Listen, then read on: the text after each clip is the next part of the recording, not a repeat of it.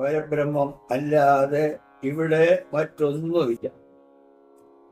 സർവ ജീവജാലങ്ങളുടെയും അകത്തും പുറത്തുമായി വസിക്കുന്ന ഈ പരബ്രഹ്മം നമ്മൾ എന്താണെന്നറിയാം.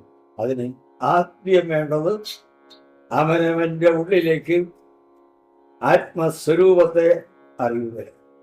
അതറിയാനായി 96 തത്വങ്ങൾ നിർദ്ദേശിച്ചിട്ടുണ്ട്. ശരീരതത്വം.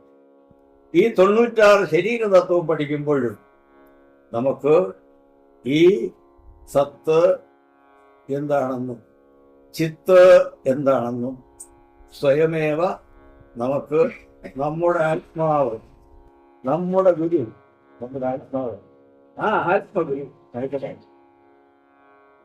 അങ്ങനെയുള്ള സംവിധാനമാണ് നമ്മുടെ സനാതന ധർമ്മ ഹിന്ദുമതത്തിലുള്ളത്.